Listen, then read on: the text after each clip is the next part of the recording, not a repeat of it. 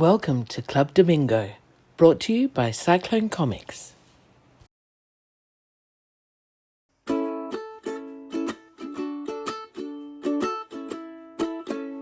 Well, Well. here we are. 3 holes in the ground. How you going? Hello, Gary. Hello, Tim. We've been on Timothy McEwen. Mrs. McGillicuddy. We've been flapping our gums for nearly an hour already, but good morning. Yes, good morning. We might have a bit of a Frankenstein show today because we were having bad internet connections, and we might have to do a couple of sessions. We'll see how we go. Fingers crossed. But if our fashion changes all of a sudden, it's because it's session number 2 from another day. Right. Are you going to be the Jacob Elordi Frankenstein? That would suit you, I reckon. Oh, yes, that'll do. Although I'm probably feeling more like Boris Karloff Frankenstein at the moment. Okay. Alrighty. Yeah. Hi, kitties. Hi, kitties. How's it all going? How's your week been? It's been really busy, really busy. I teach Tuesdays, Wednesdays. Thursday, I was helping Annabelle at Bondi Pavilion put her artwork on the wall at an exhibition that's opening this Thursday. So if you're in Sydney and you want to come and see a nice little exhibition at Bondi, that's on Bondi Pavilion on Thursday. So the day that the thing will go up, the Club Damingo will go up. That's if everything works. It took most of the day. I don't know, like there seemed to have been something on almost every day, and I've gotten almost no work done Thursday, Friday, Saturday, Sunday, and here we are Monday. It's just always life stuff going on. So. Yeah. I've been copying a fair bit of that lately as well. But making baby steps, have to keep on pushing and pushing as best you can. I'm glad you said steps. Baby steps. Yeah, I thought from over there you're going to say making babies. Oh well, yeah. Anyway. My baby making days are long gone. Yeah, me too. Although, what's the muscle memory? I don't know. The muscle memory still works, but quick, next subject. Do you have an announcement to make? It's not an announcement. I wanted to chat to you about something. And get your feeling on it. I sent you a cryptic text during the week with a picture of a duck. That's right. Before we jump into that though, I do want to mention that I saw Mississippi Burning on the weekend. I don't know whether you've seen that movie. How old's that one? It's like a 20-year-old movie. Yeah, 20-year-old, maybe 1990s or something like that. Willem Dafoe and Gene Hackman. Gene Hackman. Oh, yeah. I thought Samuel L. Jackson was in that one. No. Okay, go on then. It's about 3 missing civil rights workers, teens that get murdered in Mississippi, and the FBI agents come down to investigate, based on a true story, but they changed it a fair bit. But the basic skeleton of the plot is reflects what happened in real life. So, FBI versus the Ku Klux Klan. Good movie. Yeah, and I just wanted to hats off to Gene Hackman because I was studying his compared to Willem Dafoe, who was quite a restrained character in the movie. Gene Hackman just steals it. He's such a great actor in everything that he's in. He's really good. And so just wanted to compliment him. And it was so sad. He's the way he passed away and the whole circumstances.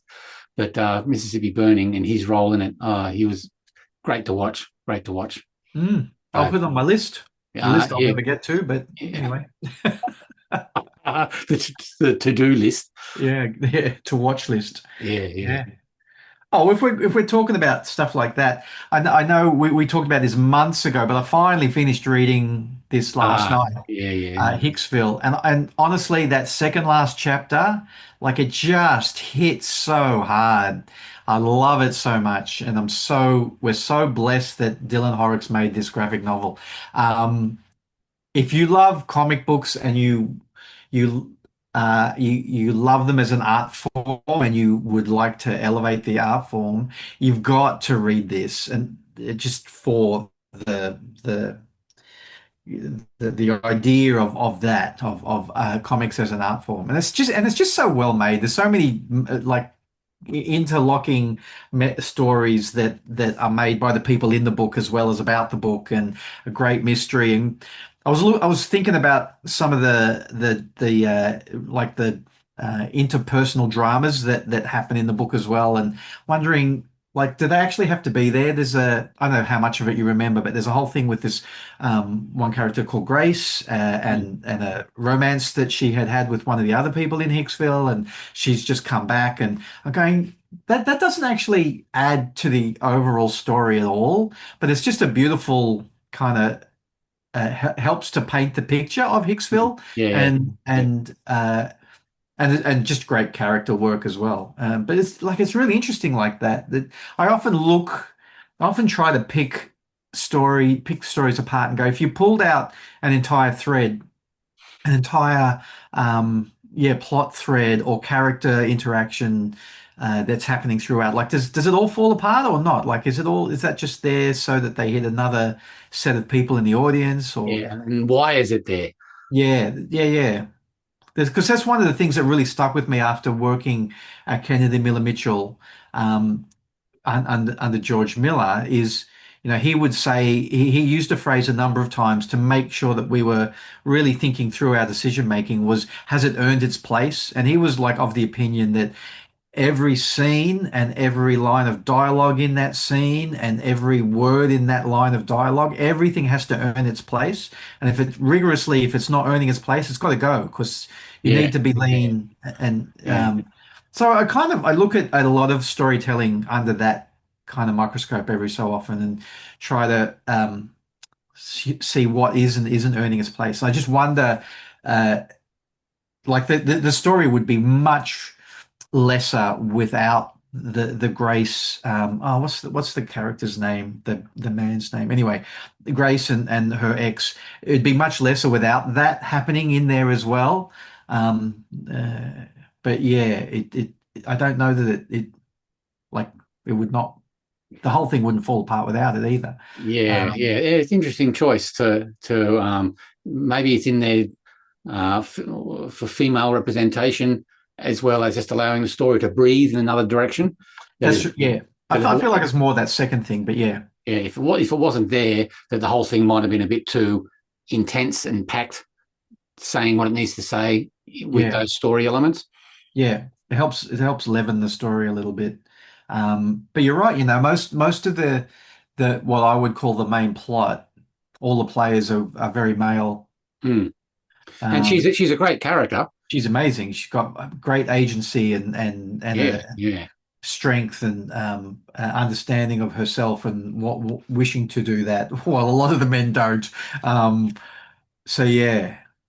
And I just, it's usually days, weeks, or even a month or more between sitting to read another chapter or two, just because of how busy I am. So I'm often flicking through from the beginning again, and just going, I'm just, flicking through. This is something that's hard to do with any other medium. You can flick through and start to see the structure just by flicking through yeah, and yeah. going, oh, what are these beats? Oh, that's right. There's that whole thing with that. And why is that even there? And, Did you pick up the thing where at the beginning of the book there are postcards and letters to Horrocks yeah, as a character in the story, yeah. but then that just stops?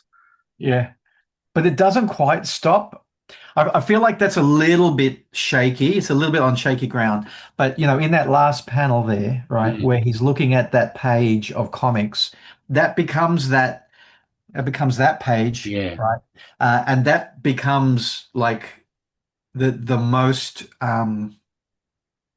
magical aspect. Is a little bit of, is there or isn't there magic, and they drop it in there every so often. Dylan drops it in there every so often, and really beautifully, that kind of thing where you go, is it magic or is it just some weird coincidence? And so yeah, that becomes the thing that really draws Leonard Batts, the journalist, into what the hell is this place of yeah, right. Hicksville, Yeah, yeah. because he keeps on getting pages like that dropped in his lap out of nowhere as well. So It's, yeah, it's highly recommended. I really I, you know, enjoyed. I've said it for years, you should read it, but I step back a little bit and go, maybe you need to know a little bit about, old comics and, be more closer to my age to really appreciate it. But on this reading, like, I'm sure Sam would just eat this up, would just love it. And I think anybody really, if you're into comics, it's just perfectly created, multi-layered, uh, as an artist practicing comics and wishing for a comic book nirvana, like it hits emotionally really strongly. And visually, Amazing. yeah, I love it. I love it. his style, he's brave enough to stick to his style without trying to incorporate a lot of other stuff that might be an effort. So, And also, like, the style changes both consciously and unconsciously throughout. yeah, He uses a different style sometimes for a very specific reason, uh, because there are other comics happening there. yeah. But then also, it's like I'm looking at pages going, that's not what it looked like at 50 pages ago. Very, very interesting. Um, and when about 5 or 7 years ago or something, I forget, one Inktober, I printed out a bunch of blue lines of my favorite artists, including you, Gary, and just to ink for half an hour or so every day as Inktober. And I found a pencil drawing of a couple of the characters out of this, and it was just beautiful to ink Dylan's work as well. I mean, he works really like, who knows how much penciling he does, because the inking is Yeah. what it's all about. But to take whatever it is that he normally does and ink over the top of it was really great fun. But I've probably told this story before. Michael and I went to a comic convention in New Zealand in 1990, whatever, 7 or something, called Icons, and met Dylan. And I think I knew of him. I don't think I had this yet. But we swapped an entire collection of Greener Pastures for an entire collection of Pickle, which was his one-man anthology, which was serializing Hicksville. So this was all printing more, plus more from his Pickle magazine. But even or comics, just having that, like those copies of Pickle, like I was already going, man, this is what I want to do. Like, it just was amazing, the use of black and white, and I keep on opening to this page, like, just Yeah, amazing. yeah. If so evocative, that's really what I got from this, right? I just wanted to figure out how to be as emotionally and tonally evocative as what Dylan is with Yeah, this stuff. It's just yeah. amazing. But yeah, so Michael and I gave a whole collection to Dylan, and he gave a whole collection to me and Michael. And then Michael and I went, well, you take the odd numbers and I'll take the even numbers. So it's like I've got half a collection of Pickle with missing issues in between. It's never good only So having yeah, half a pickle. that's right. There's some noise happening there. Yeah, Just shut that. right. So yeah, Okay, anyway. well, yes, so we don't do reviews on this show. It's not a movie review show. So Gene Hackman, go away. Hicksville, go away. Dylan Horrocks, go away. Go away. So what did you want to discuss next? Green folder. Yeah, so I've had this crazy idea, and it's called Cucumgillicon. And for those that don't know, can you even read that? God, it's reversed in my camera, and it looks like a scroll. Yeah, no, that's fine. All right, but so Cucumgillica is where Trevor comes from. That's his hometown. That's where the farm is, where his parents live, the farmers that brought him up. Cucumgillica, which is central New South Wales, a real place, not a real town, but a real place. I'm calling this event Cucumgillicon. So it occurred to me, and this is hard. Hopefully none of the people who run conventions are listening today. But it occurred to me that one of the things that we discuss a lot on this show is having more control of our own over the work we do and how the work gets out there. And that's not just you and me. That's a general kind of discussion that's happening throughout self-publishing or small press comics at the moment. It's as much as possible control the business of your business yourself. And it came to a head with Diamond, shutting down and all of that stuff. It's part of the reason why you say that rather than relying on social media, you want to try to get your website and have everybody come to your website. And I've heard other people say that on a few podcasts and YouTube shows recently. So it looks like that's the thing, which we all understand. One of the things that we still are very beholden to, and that really it hit hard, and I'm not going to go into the reasoning behind this, but that hit hard for me a couple of weeks ago, is that if the comic convention doesn't want you, then you've got no way to get to your audience in a comic convention atmosphere, right? If a regional convention doesn't want you or is sold out or whatever, then you're locked out. And if one of the big conventions that do like a tour, do 6 or 8 shows a year, if they say, well, we don't like you, then you're out, kind of thing. Mm. Now, this whole idea of Cucumgillicon, it well predates anything that's been happening recently. So I've been thinking about this idea for a while, but we are kind of stuck with, what the conventions want to do.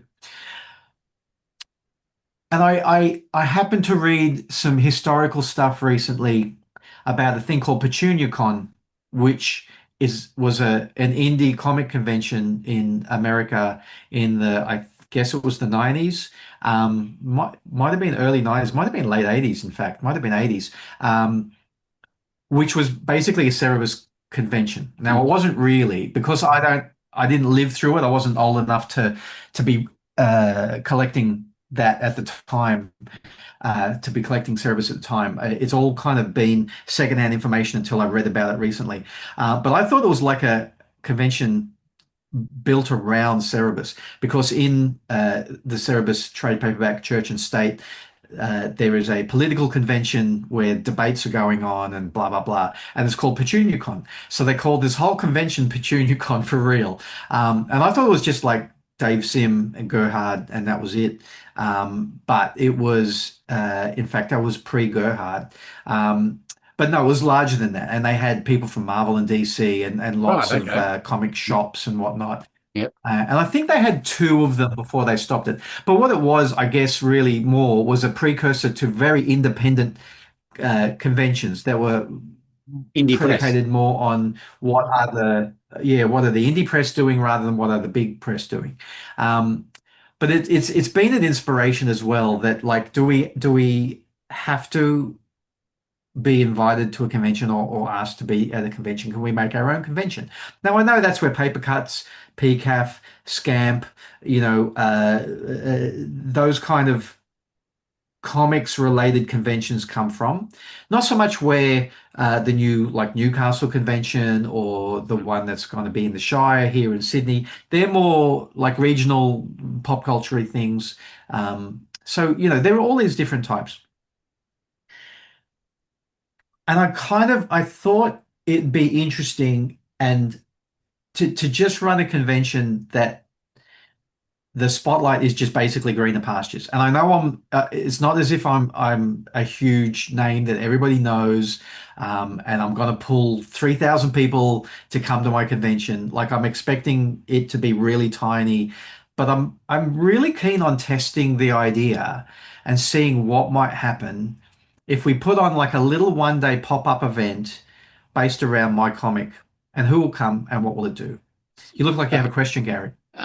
So you're taking it on the road, basically. So you're going.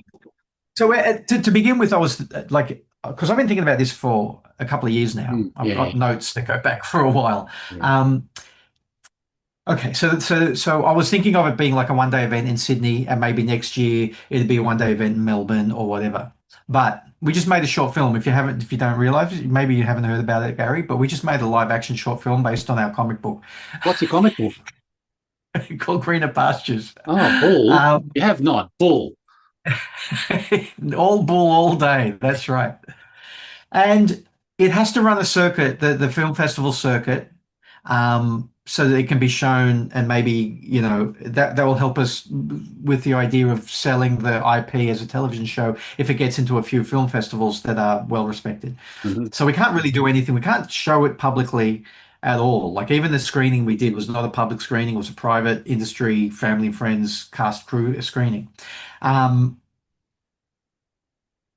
so in about a year's time, the film festival circuit will have run its course, Yep. and I'll be free to show it. And at I think at up until this weekend, our kind of idea would be it would be on the internet for free. Um, and what I really want to do, especially since seeing it at the Palace Cinema at the Entertainment Quarter here in Sydney, is I want to show it in the cinema to Mm. as many people as possible because it was just incredible. It was the sound and the picture and everything was. It's got to be on a cinema screen rather than on your laptop or your phone or whatever. So yes, I thought let's do a tour. Let's tour the film around the country, and let's do a little pop-up convention associated with it. During the day, you have, I don't know yet, like I haven't figured it out yet. Will there be panels? Will it just be a table in a pub? Or am I going to rent a space, um, from 10 till 4, something like that, 10 till 3, and then in the evening come to the film Right. and see the Yeah. film. Yeah. And what's ticketed and what's not. The film will definitely have to be ticketed because it costs not a small amount of money to rent a good cinema space. Am I even going to be able to afford that? Are we going to end up just showing it in an auditorium somewhere with an overhead projector, which is not overhead projector, data projector, which is not really what I want to do, but Yeah. Yeah. I don't know yet. So the film will almost certainly have to be um, ticketed, and I'm wondering, can I even sell tickets to a convention? Now, I'm putting this all out there now, right? Because I'm really interested to hear what people have to say, what my peers and other interested parties who are watching and listening to the show today, what they might have to say. So I really want you to get either contact me directly because a lot of you know me already, or email us via the Club Domingo email address, which We don't is. have an email address, do we? Well, sometimes you'd think not, because it gathers a lot of cobwebs, doesn't it? clubdamingo@cyclonecomics.com.au. Hey, you. And all of your socials are behind you, or Oh, underneath you, that's right. sorry. Yeah, Along down the the bottom bottom there. here. Yeah. So I don't know whether or not I will be bold enough to ticket the convention part of the event, or whether I'm hoping that just selling the comics will be enough. And the thing is, I know a lot of people in Sydney and Canberra already have my comics because they're basically the only events I've done for the last few years. But if I go to Melbourne and Brisbane and Perth, they haven't seen anything Greener Pastures close for a lot of them ever, Mhm. and definitely not the latest issues. So, maybe the selling of the comics will be enough. I don't know. Yeah. Um, And are you so also yeah, thinking of involving retailers, like one retailer per city or anything, something like that? yeah, I would like. I'm thinking that it would be good to have a retailer promoter slash sponsor in each town, Mm. to the point where uh, maybe we could even just run the convention, for example, in Kings in Sydney, right? Uh, their downstairs space that they often will, all of that stuff is on wheels and they can move stuff around. And all of a sudden, I could be running a convention in their shop for the day. Then it becomes a signing, but I'm still going to call it Cucumgillicon. Yeah, indeed. Yeah. And Impact Comics in Canberra has that forecourt space that they're allowed to use. So maybe I'll set myself out there, kind of like Comic Street. Yeah. Yeah. I haven't talked to anyone about this yet, other than Anne Marie, really. And so I haven't talked to Kings or Mal at Impact or anyone else. And I'm painfully aware, like fully aware that me as a draw card is negligible in almost all of these spaces. If I go, come meet Tim McEwen, like people go, who? No, I can't be bothered. Yeah. So I also have an idea of expanding it a little bit, like getting another one or two hometown heroes to also sit. Um, be very easy for those people to be plucked from the pages of Greener Pastures #8. Hmm. So we're thinking we might do one in Newcastle, definitely every capital city, but also a couple of smaller places. But let's say Newcastle, and Ben Mitchell did a page, so I'm going. He would be great to be the offsider for Yeah. a Newcastle event. Yeah. And Yeah. on top of that, he has hometown knowledge, and he'll tell me, where a good place to hold it might be, and etc. Um, so yeah, have I painted the picture? Like, do you get Yeah, the I get the the vibe. I get the idea? vibe. What are you thinking as far as timing for how long all this would take to do a national tour of? So Amory and I sat down with a calendar. Don't freeze frame it. I don't want you to know yet, but like we've sat down and worked out like 12 stops at this point. It may contract to like only 8. It may expand to 16 or 20, who knows? But at the moment we've got 12 stops, and I wrote down on this calendar, this calendar, when all the big conventions are, when all the local conventions are. Make sure we're not going to tread on anyone's toes. Make sure we don't try to do it in Sydney um, when there's a show on in Melbourne. Like if Oz Comic Con was in Melbourne, because some of my peers from Sydney will go down there, and some collectors will go down there as well, right? So really, really, like, just started the calendar with going, well, not here, not here, not now, et cetera, et cetera. How'd you go with that? Did you find options that work? Yeah. One of the options is to do. We were looking at doing it in legs, right?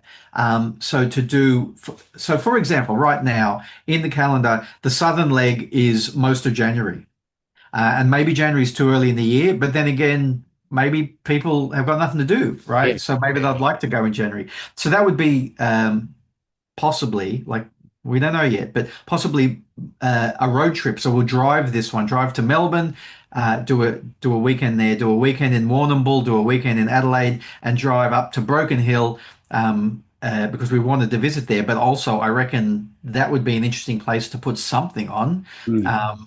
and then come back to Sydney, right? So that's 4 weekends, and a couple of days either side for travel. So that's that. But I've also got. I'm just looking at the thing now. We're going, if we Warrnambool and Broken Hill, maybe that is not as viable as I'd like it to be, which means that Melbourne and Adelaide we don't really have to do on consecutive weekends, because we can just fly or drive to each of Yeah. those maybe. Yeah. Yeah. So they might be in completely different other spaces in the calendar. But yes, we could find space in the calendar for every leg of the tour. And again, like the northern tour looks like it'd probably be Newcastle, Brisbane, and we can time it to finish at Fraser Pop, which would be lovely. And that means we'll just drive to each of those as well. But other ones like Perth, that would be the western leg, would probably be Perth and Darwin. We'd probably fly to Perth, from Perth to Darwin, and Darwin home. So trying to figure it out in a logical fashion. And to our surprise, it all seemed to fit. It all seemed to fit within Amory's school holidays, which is great. And it all seemed to fit mostly in my JMC holidays. So that means that I'm not losing, because if I don't go to work, I don't get paid because it's a contract. And Amory doesn't have to like take Mm. time off either.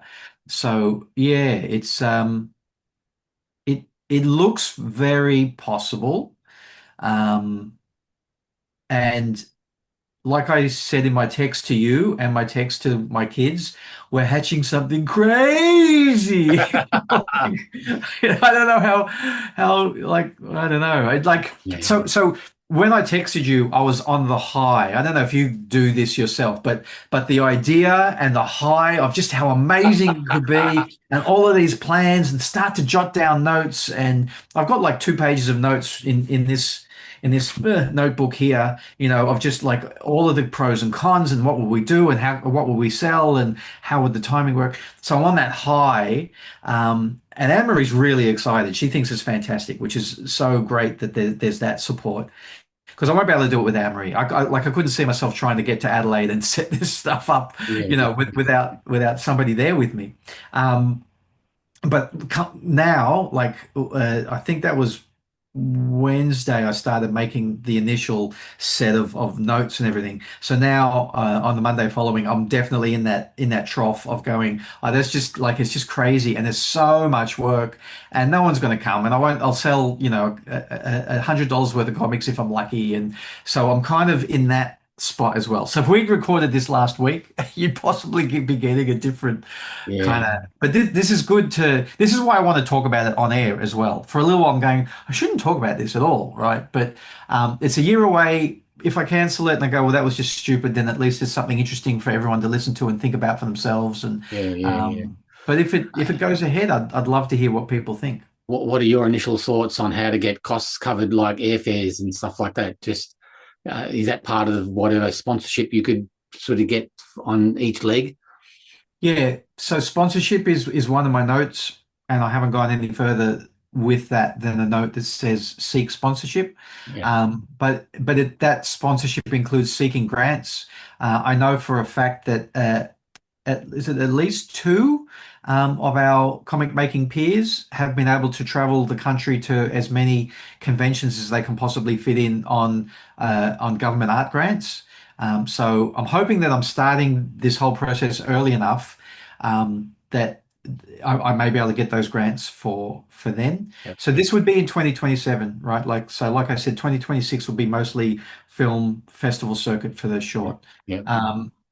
And also, like, I know I've got like January as being probably the start date, but if I don't get started for whatever reason until the May leg or whatever, if we're doing something in May, then it can go from May to May instead of January to January. Like, it doesn't matter. Yeah. Um, And I think I asked you when I responded to your crazy idea, Yeah.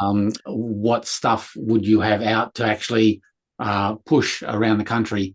And that's one aspect of the question. The other aspect of 2027, you still need to be producing stuff as well. So Yes. what's your expectations there, or your prognostication as to what might be around by the end of 2026 and across 2027? So at the moment, I look at my output as a quarterly thing, and everybody's kind of rolling their eyes, going, "Well, you haven't output anything since Greener Pastures number 8, and that was quite a while ago already." But yes, the idea is to finally finish the remastering of the trade paperback in first quarter this year, and then because it'll be a little bit quicker to probably do Greener Pastures Team Up number 1. Half of that's already finished, so do that in the second quarter. Greener Pastures 9 in the third, Team Up 2 in the fourth, and then so on. So if we were to start this tour January 27, I'd have a new trade paper, or the trade paperback, which is the only way that you can buy issues 1 to 4, because 2, 3, and 4 are basically out of print now, gone. And you would also have 2 team ups and number 9. And for people in like Sydney and Canberra, that means that that's all they're really seeing new is 2 team ups and number 9. But for the rest of the state, or the rest of the country rather, they're getting almost everything that they've never seen before. So there is stock there to sell, I would say. And by the time I get to like June of 27, there'd be at least one more comic as well published, because like I said, it's probably 12 at this point, 12 stops, and that's a third of the year. Is that right? A quarter of the year? No, it's about a quarter of the year, right? It's about 3 months. 12 weeks is about 3 months. And so, I'll be getting pages done in between time as well. There's definitely times when we're traveling constantly, as a continuous leg. But that's not as often as I thought it was going to be when I first concocted the idea. So there's definitely like nice long periods where I'll be able to continue to draw. And I hope, because the team ups are being done by my peers as well as myself, I'm really hoping that means that they won't take as long as 3 months to get done. And I'm I know it's crazy, but I'm sitting here going, Greener Pastures #9, a month to pencil, a month to ink, and a month to do everything else. Like, surely I can do that, right? If you had nothing else on the I plate. don't have absolutely nothing else. You know, I've got a little bit of teaching, but that's pretty that's pretty doable, I think. Doable, yes. Um, and then team up, I hope will be a couple of weeks, if not a whole month quicker than that, which means I might be able to get ahead of schedule, right? Well, Um, Greener Pastures #9 is an inserted story at the time of his life. You've bumped back that issue that was going to be #9 to issue 12 or something, I think. yeah. So at this point, issues 9, 10, and 11, which are at various levels of scripting. #9 is ready to draw. Number 10 and 11 probably need a bit more work. They're still set in the 90s. Yeah. Right. Yep. Yeah. And of Which is course, the, great the because other, I tell you what, one of the things we had a bit of a debrief about what the audience felt from that screening that we did do of the film, and especially coming from industry people, film and television industry people, saying, yeah, but do you really want to just be aiming this at 40, 50, 60 year olds? Because that's what it looks like. You know, Trevor is a middle-aged bull, and like, don't you want to get something younger in there as well? So, like, without even talking about it, because I love the younger Trevor, and I'm adamant that we try to figure out a way to have two timelines happening in a television show if that's what we get to. yep. That's what the feedback is coming back already. So I'm glad that I've still got like two, three, maybe four 1990s young Trevor before we get into the darker, sadder, Yep. older Trevor stuff. Yeah. But the other thing that complements that is the movie itself, the short itself. So your Cucumgillicon stops to particularly West Coast and Adelaide and those other places that aren't Sydney and Melbourne and may not have seen the short at all. That's another bonus that they get, is a screening of this short film. Absolutely. Yeah. Which exposes them to the more mature Trevor that may not be seen in any of your print product. Yeah, exactly. Yeah. And it's interesting. The first issue of Team Up, Trevor and Killaroo is an in between time. So Right. not at uni, but not middle aged yet. It's like still in his first job as a lawyer. So Yeah. interesting. Okay. And how long do these team up stories go? They vary from 8 pages, 12 pages, full issues, or are they shorts? If the person who wants to do it wants to do a full issue, because mostly it's the guest team who's going to make do the creative work. I'd really like to ink as much of it as I possibly can because I'd really like to continue to learn from inking other people. So for example, the first issue, I'll be inking the Killaroo story, but not the Hairbutt story. So yeah, but you know, Jason did a two-part Hairbutt story, which is basically a full issue. Two 10-page parts is 20 pages. It's a full issue. Yeah. But other people are doing what I've kind of been suggesting is 8 pages is a nice sweet spot. Not too much for a creative team to commit to, but also still chunky enough to make a good, interesting read. Yeah. I've actually got a couple of emails of people I've got to get back to, of people who've been sending us scripts, including a Dear Editor script, which I'm so excited that Ryan K. Lindsay finally had the cogs click over and go, oh, I know what this should be now. Because to have Dear Editor, which is an anthropomorphic deer, and Trevor, so it's a journalist and a lawyer. Like I thought, that's a really cool. That'll be fun. Yeah. So I've got to write back to him and. Khan and Graal, who's doing a Max Overax script for me at the moment. Yeah. So it's interesting. Yeah.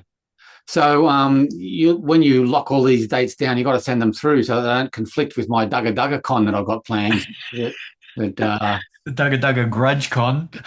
That's right. Yeah, where it's just me in a ring wanting to punch people out, and they take the privilege of beating me up. That's right. And then I just take the money and run. That's the con part of it. So yeah, that's the con part of it, exactly. Man, a Dugga Con would be amazing. No Let's one's do it. no one's allowed to wear shirts. So Shirts off. that's right. Shirts off, bare knuckles. Yeah, which means we should get Dean Haspiel down as a guest because That's right. he loves the old shirts off every now and then. Exactly. So look, when Cucumgillicon comes to Hobart, then maybe we should do a special pressing of the T-shirt, the tour T-shirt with Cucumgillicon, Dugga kind of crossover. Or the T-shirt is just ripped with Cucumgillicon just gone, and I just write Dugga Dugga on my chest. And exactly, just scroll over the top of it. yeah. Oh, I see. Like it's ripped through to your big manly hairy chest. That's Got right. it. Yes. Yeah. Cool. I will all get tattoos. Gold coin donation. Yes, at least. Because that's the other thing. I want to do the merch. No, not. I want to do like posters for the film and merch that you can only get at Cucumgillicon. A tour T-shirt, like I trialed with the 30th anniversary. I only printed the one for me, but like I love the idea of it. We were talking about T-shirts before we pressed record, right. and it's like, yeah, we're only doing these T-shirts because of Tim wants one. Because I just want to wear one. So yeah, and I wanted to make sure I wasn't going to step on Nick Kachevsky's toes either. So he's the director and co-writer of the film. And going like, is this going to work? When will the festival circuit really be ending? When could we start this? And he texted back with, "Can I call you?" I'm going, shit, here we go. But he was going, "No, this is great. This is like, let's get together and we'll talk it through and figure out how we can do it." And he's got he said he's already been thinking of a similar thing of his own. Yeah, because he reckons that at some point near the end of this year, he'll have 4 really good short films, because he's made quite a few, but he feels like that he'll have 4 that he'd really like to show somehow. So he's trying to figure out a way to package them. So I don't know if he's thinking of doing I don't know what he's thinking about doing with it, but so yeah, we're going to get together actually on Friday night and just talk through how this might all work for each other. Yeah. Yeah. It's all very exciting. Yeah. Yeah, I was extraordinarily excited, which is easy for me to get, but now, yeah, I'm definitely in that kind of mode of how do we do it. So again, like, I work at JMC and I'm thinking about contacting them and seeing if they're entertainment business management students. That's a whole course that they have, entertainment business management. Do they want to be tour manager? Do they want to organize everything? Yeah. Because it really needs a tour manager, I think. And I know a couple of people who do that for a living. So I don't know. Actually, Jesse, who does what are his comics? Jesse from Queensland, maybe. Maybe he'd like to do it. He's a great guy. So you're open to feedback of any and all as far as this idea is concerned at this early stage? Oh my God, yes. Tell me how crazy I am. Tell me how stupid the whole thing is. Yeah, I think the idea. Put your hand up and say, "I know where you can put this on in my regional town." Right? At the moment, there really is only Warrnambool and Broken Hill on the list as regionals.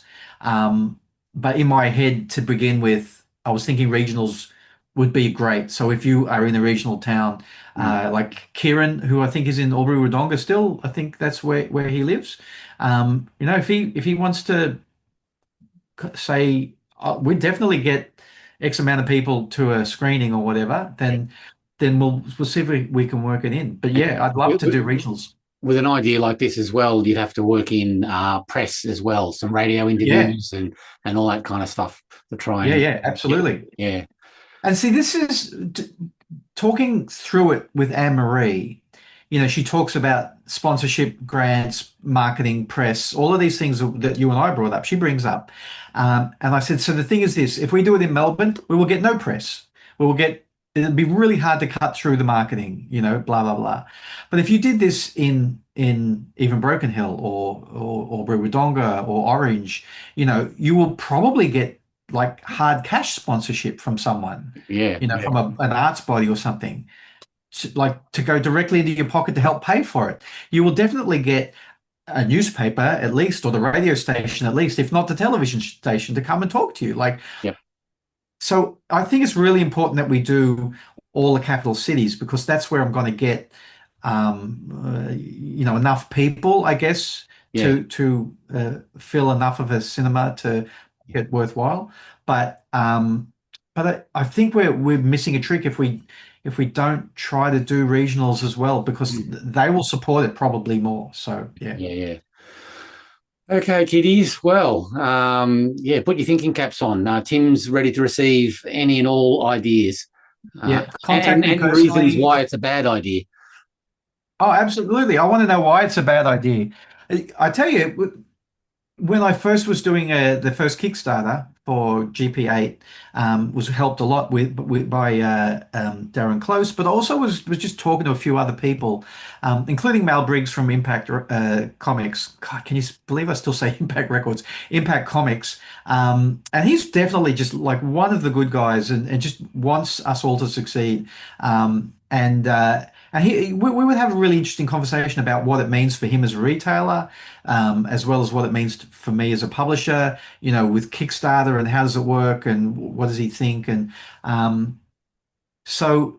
he doesn't pull punches. We've known each other long enough that if he thinks it's a stupid idea, I really want him to tell me that he thinks Yeah, it's a yeah, stupid idea. yeah. So yeah, contact me personally if you've got my contact details, or go Club Damingo at cyclonecomics.com.au. Love to hear it. Yes. Yes, Well, very crazy, exciting. crazy idea. Cray. Yeah, as the kiddies say these days. Yeah, it's not. Yeah, I'm just so excited that Amory's going. This is going to be fantastic. Let's go. This is very cool. So Yeah, yeah. cool. Okay, well, as long as there's enough space in 2027 for you to keep on drawing.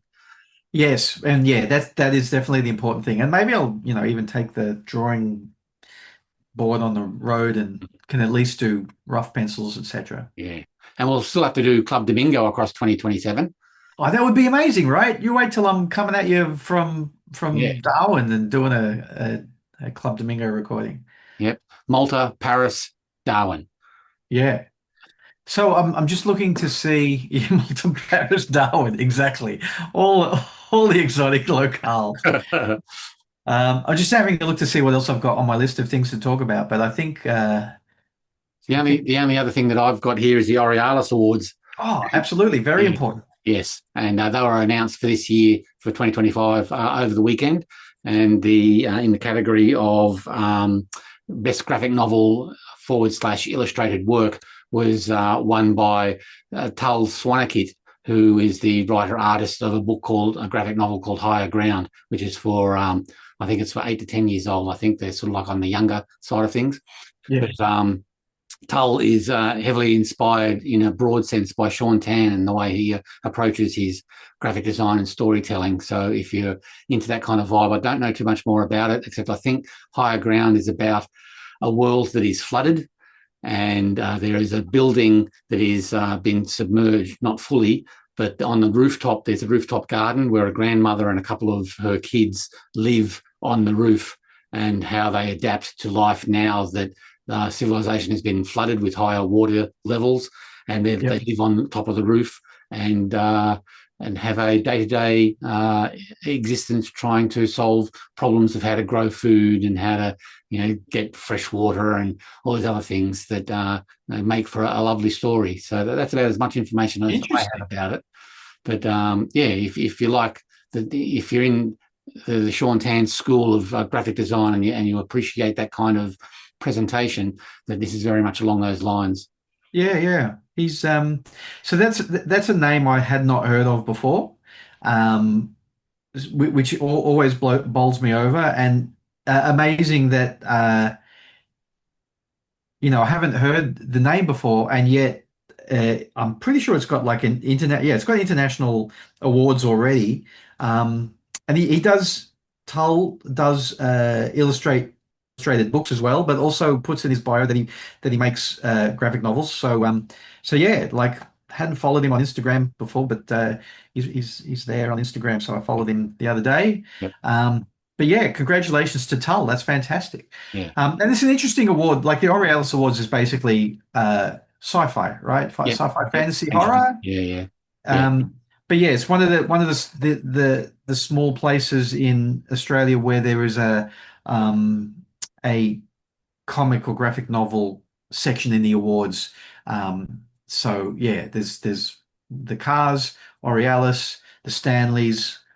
Otherwise, you're going in with books generally, right? Yeah. But I think those are the only three awards in Australia that are definitely have something there for comics as well. Yeah. So Yeah. it's important that we as creators support them and submit our work. And I know a lot of our peers do because I've seen I think the spreadsheet of who's submitted is like readily available. Yeah. Yeah. Um, I was shortlisted once. Greener Pastures Short was shortlisted once, which is great. Yeah. Um, And so then yeah, there's the Premier Book Awards for various states as well, which the graphic novels like Neverlanders have made a big impression of over the last yeah. couple of years. So that door is slowly squeaking a little bit more wider for graphic novels and comics to have a presence.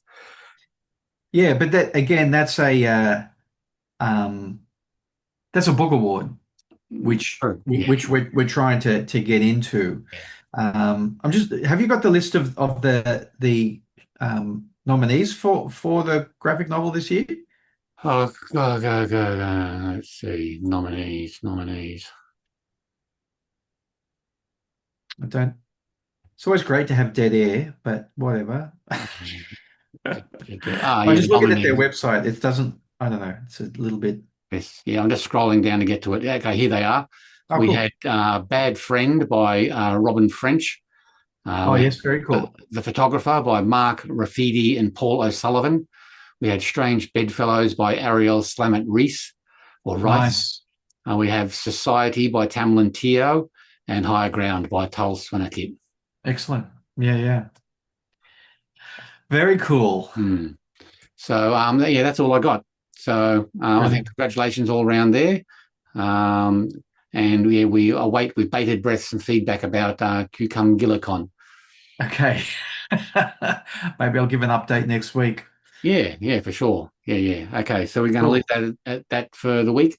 Yep. Did we get away with it with Yeah, my poor connection this week? All I good. think we barely got away with it. So, okay. I'm going to press pause. You say our motto. More comics more often. That's what I say.